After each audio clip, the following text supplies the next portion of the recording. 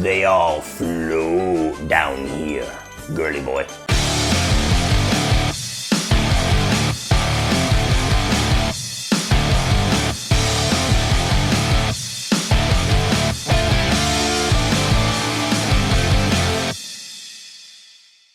So It tells the story of a group of friends, both as children in the 1960s and as adults in the 1990s, facing off against a seriously fucked up fictional town in Maine, some seriously fucked up bullies, and a seriously fucked up entity known as Pennywise the Clown. Alright minions, welcome to another patron request review. This one is from Angel Balaguer, another very valued member of my Patreon squad. He asked me to review the original 1990 It miniseries.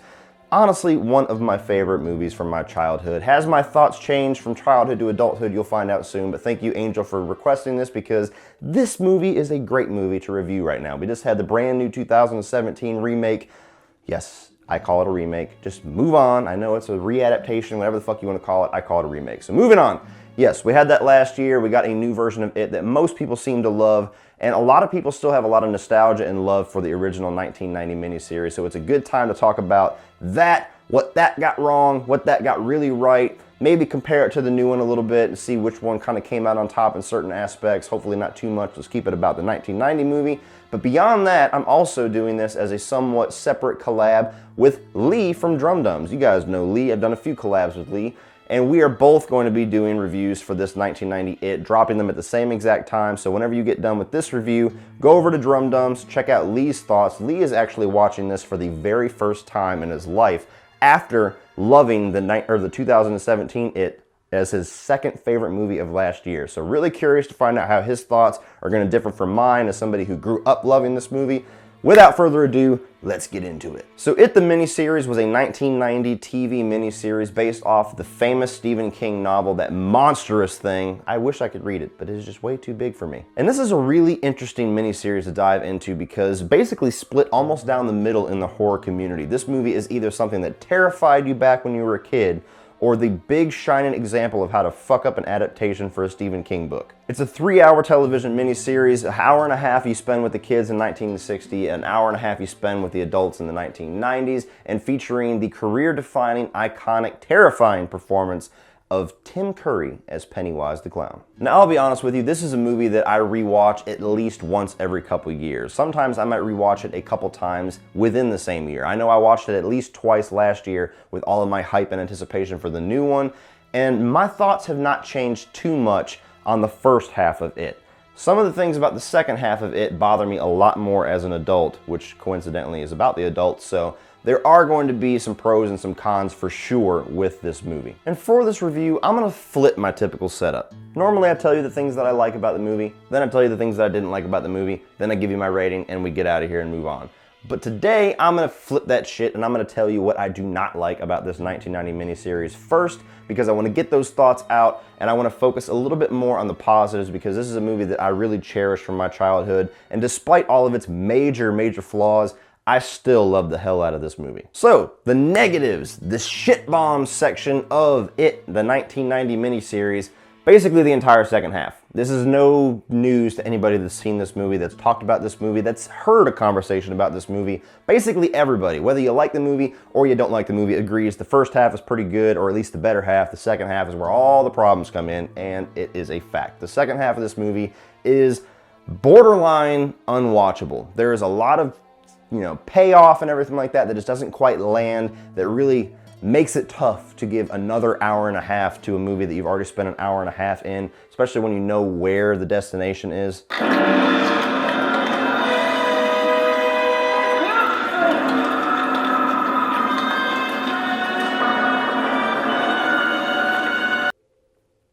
Yeah, that fucking thing.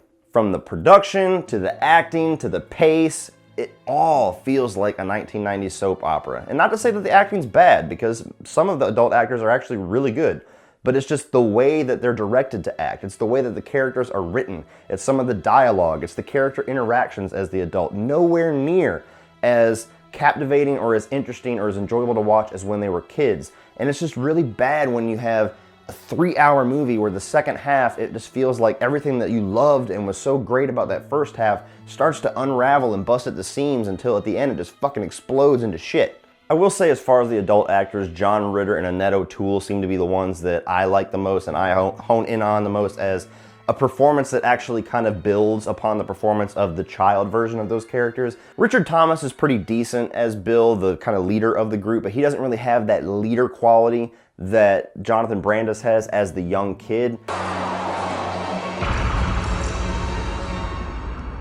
Take your pick, Billy Boy. And maybe this is because I watched a lot of Sister Sister growing up, but I really like Tim Reed as Mike. He's the one that kind of bands the group back together. He's the one you open the movie with. He's the one that gets kind of stuck in the town of Derry as an adult to watch over the town, to make sure that it doesn't come back and to rally everybody back in case he does. And that kind of gives a tragic angle to his character, the fact that he has just been handcuffed to this hellhole of a town to make sure that this evil entity stays down. I mean, this is a really interesting part of his character that they don't dive into enough, I think. I haven't read the novel, so I don't know if they really get into it more in the novel. I'm sure they do, but to me, it would have been much more meaningful, and hopefully they do it in the new It Chapter 2 that's gonna be coming out next year or the year after, at kind of putting a little bit more tragic angles into that character, because just being trapped in that town has to fuck with your psyche a little bit. But getting back to the bad characters, Eddie is a character that I don't really care for either version of the character, to be honest with you, the child version and the adult version. The child version is tolerable because he kind of fits that, you know, sympathetic little kid that you know just gets beat on and just gets made fun of and has the overbearing mother. But when you get to the adult side, it's just pathetic to watch. I mean, it's just like, oh my God, this guy is bringing nothing to this group. He's gonna be the first one to get his ass kicked in any kind of fight with Pennywise or Henry Bowers or even a fucking common cold. It's just weird to watch this adult side of the character. And speaking of an adult side of the character that really does not land, when you get into Richie, the one who's supposed to be the fun guy, the funny guy, the trash mouth that they call him, talk about a nosedive going from the child actor to the adult actor. Now, they don't give a whole lot to Seth Green because it's a 1990s TV miniseries. They can't get too rated R or even too PG-13 for back in the day with the humor. But when you get into a guy who is just spouting off all these loud jokes over and over and one-liners and like knock-knock jokes and stupid shit, and none of them are landing, that is a problem. Another aspect that this miniseries kind of falters on is kind of diving into and solidifying each of these kids' fears, because it is an entity that feeds on children's fear. Whatever you're afraid of, be it clowns, an evil painting, okay, now I'm talking about the new movie, but you get my point. Whatever your fear is growing up, that is what it is going to use to terrify you, to bring that fear out, to start watering its lips and, tasty fear. I did it again. I'm referencing the 2017 movie. Forgive me, guys. I've watched that movie a lot. But when Pennywise is taking on the forms to kind of mess with these kids, really only one or two of them actually kind of land as that kid's fear. Like whenever Richie goes to see the teenage werewolf movie, and then he goes and there's a werewolf in the basement in his school, that makes sense. When you get Georgie, who's kind of the one who's terrorizing Bill, it's not necessarily a fear. It's not something that he's afraid of finding his brother, so they don't land that side of it, but it's something that you can definitely torment him with the most. But as far as the other characters, like you get Bev, that they don't really dive into anything. What exactly is going on with her father? Is he just overbearing? Is there something beyond there? They don't even get into it. You get Ben, who clearly his biggest fear is not getting Bev in the end, or not, you know, finding somebody and being the sad, lonely, chubby kid. But they utilize his dead Army veteran father, and that's not really a fear. That's something that you can get his attention with and maybe draw him in with, but it's not his fear. There's a little bit of a mixed message there as far as what its game plan is, how it's going to get these kids. Are you trying to go for their fears, or are you just trying to lure them in with something that they recognize? They kind of muddied the waters with that. And Eddie is the biggest example of that, to be honest with you, because his fear is just germs. Anything that can make him sick, which is apparently everything in his mind and his mother's mind. But they don't get into that. Pennywise does not try to do anything with germs. He just visits them in the shower. Won't do any good to run, girly boy.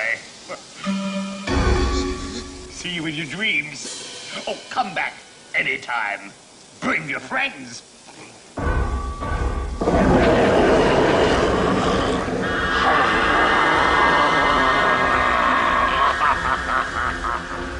Don't drop the soap, girly boy. The one that almost tanks the movie overall, that horrible fucking ending. I know it's the ending from the book to a degree, but this is one of those shining examples of when you transfer a medium, when you go from a novel to a movie, or a video game to a movie, or a comic book to a movie, or whatever you're doing, when you're changing mediums, sometimes you gotta adapt that shit. You gotta change it. If a demonic, huge, stop-motion spider is going to look absolutely fucking horrible at the end of your movie and ruin the ending of your 3-hour almost masterpiece, then don't put the motherfucker in it. Honestly, the entire issue with the adult acting and some of the bad characterizations and some of the issues with getting into these people's fear could have been forgiven if they would have stuck the landing and had a great final confrontation with it as Pennywise the Clown. Tim Curry not being in the climax of this movie is a fucking cinematic crime. Not only is the concept of going from one of the scariest characters in novels and in movie history as this clown to a spider is just stupid on itself, but when you have just the most horrible look, the most horrible effects for this thing that just dates it so much, it looks like Clash of the fucking Titans. That is not good. Even as an adult, when I rewatch this movie, as soon as it gets to that spider shit, I almost just want to turn the movie off and just save the last 15 minutes of my life to go do something more productive, because as soon as they have that last little confrontation with Pennywise on the little rock Zordon screen, from that point until the end of the movie, you can basically check out. You know, go feed your dog, go take a walk around the neighborhood, go to the bathroom and take a 15-minute shit. All of those are going to be much more satisfying than the last 15 minutes of this movie. But now, with all of that disappointing bullshit out of the way, let's get that out of here, get that smell out of the room, and let's talk about the things that I loved and still love about the 1990 It miniseries. I love the first half of this miniseries. Not only do I really enjoy kind of the Goonies, Stand By Me aspect of these kids getting together, you know, these kids who were tormented by many different things, banding together as the Losers Club. I love the 1960s settings. Like the 50s and the 60s and the 80s to me are just some of the most iconic time periods, and any movie, it doesn't matter what the storyline is, if you set it into one of those time periods, you automatically have my interest, because there's just so much style, so much pop culture, and just so much charm about those time periods. I think all of the kid actors do really well with their roles. Eddie probably less so, but I think that's more just my issue with the character himself and not necessarily that kid's performance, but every single one of the characters, I really like the kid actors that portrayed them, much better than the adults. Jonathan Brandis as Bill is really good as kind of being this leader and kind of being the one who's torn apart about his brother.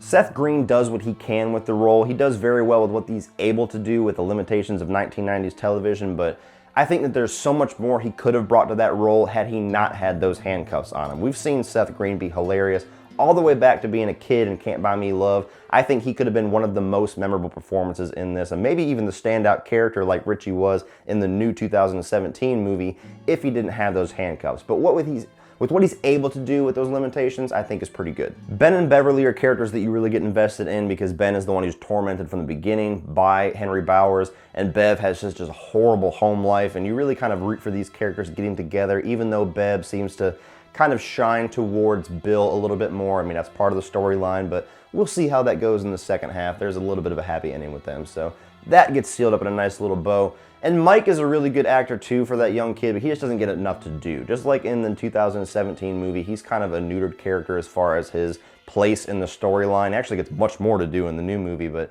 in this one he comes into it about halfway through, immediately joins the group, and not too long after that they're going after Pennywise. And talking purely on story, which is the main thing about it, is just how incredible this story is. I love the journey you go on with these characters, about them banding together, facing off against their own fears, against bullies, against their parents, against, you know, abandonment, against fears of not having love later in life, all of these things. And it's all embodied in this clown, in this town, the evil that surrounds them. And I just love the journey of going on as they battle through that evil all the way through to the end. I love how it picks back up later on as adults, even though they don't stick that landing at all. We've already got into that, but just the idea of having to come back and face those demons again, it is genuinely one of the greatest storylines, and there's no question why. It's probably Stephen King's most popular novel. Again, I really wish I had the patience to read it. But we will come down to the greatest positive of the It 1990 miniseries. The thing that constantly makes me want to revisit this movie. The thing that literally haunted my dreams as a kid. Only 2 characters, and I've said this numerous times, but I'm going to say it again. 2 characters in my entire life in horror movies have ever genuinely scared me to the point of nightmares, or to the point of where I can barely watch the movie. And that is Zelda from Pet Sematary and Tim Curry's performance as Pennywise the Clown. Aren't you going to say hello? Both Stephen King characters too. Stephen King, you're one fucked up individual. I cannot gush enough about Tim Curry as Pennywise. To me, this is his career-defining performance. I know everybody loves Rocky Horror Picture Show and all the other wonderful things that this guy has done, but Pennywise to me is his greatest achievement because he brings so much to Pennywise with having absolutely nothing behind the scenes to help him. He doesn't have computer-generated graphics. He doesn't have stunt work or anything like that that can help him out. He has to be absolutely terrifying with his voice, his body language, his eyes, his smile, his laugh, all the things that should be terrifying about a clown. Tim Curry brings that to Pennywise in spades. I'll kill you all. I'll drive you crazy and I'll kill you all. I'm every nightmare you ever had. I am your worst dream come true. I'm everything you ever were afraid of.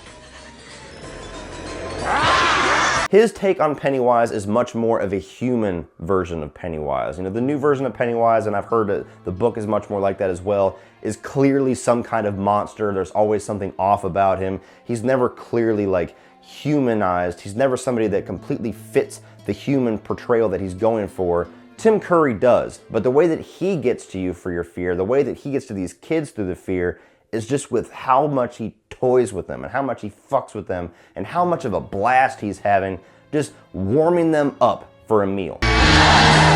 Every single scene that Tim Curry is in this movie, he absolutely steals it. Even though he's in most of the scenes in this movie, and he's definitely the most prevalent character as far as the big juicy scenes, the big juicy lines, he's so damn good that even 28 years later, I want more. I want like deleted scenes. I want extended cuts. I want more Tim Curry Pennywise because he is so damn good and so terrifying that it's just addicting. And he brings out so many emotions and so many reactions out of the viewer with his performance. In the same scene, he'll make you laugh and then terrify the hell out of you. He has a great line where he's smiling and just joyfully letting it out like the most fun clown you've ever seen, and then he just turns and his smile turns to fangs and his eyes turn from joyful to angry to, you know, something that just wants to eat the shit out of whatever's in front of him, and it lands. Pennywise is Tim Curry. Tim Curry is Pennywise, if you ask this guy right here. Everything all right?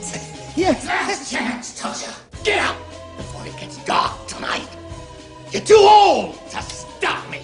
You're all too old. Mike Hanlon, if you see... Excuse me, sir. Do you have Prince Albert in a can? You do? Well, you better let the poor guy out. Tell Mike Hanlon that I had to go.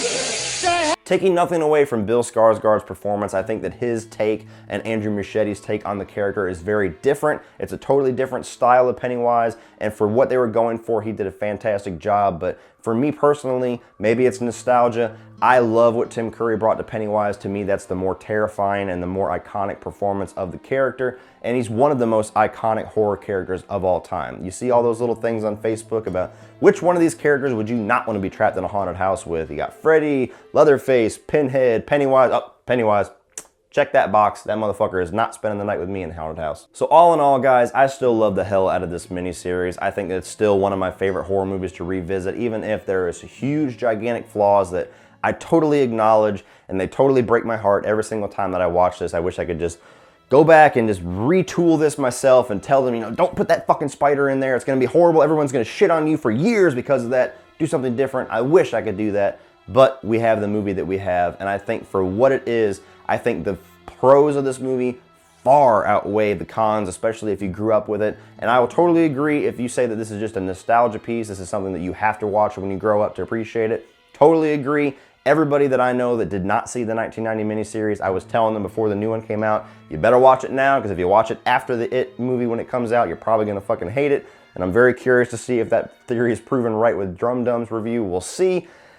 But I love it. I'm unashamed of the fact that I love this miniseries, mostly because of just the iconic, terrifying memories that I have of Tim Curry as Pennywise. So if you're a fan of the new It movie, if you're a fan of the It novel, and you have not seen the It 1990 miniseries, first of all, where the fuck have you been? Second of all, I think that it is worth giving it a shot to see if you are on the side of the camp that loves this for what it does very well despite its huge flaws, and hopefully not on the side of the camp that just thinks this is very dated garbage. Unfortunately, as much as I love singing the praises of this movie, I'm not going to recommend you go out and add it to your collection just yet, even though it is a very cheap buy. For the sake of seeing which end of that camp you're on, be patient and check it out on Netflix.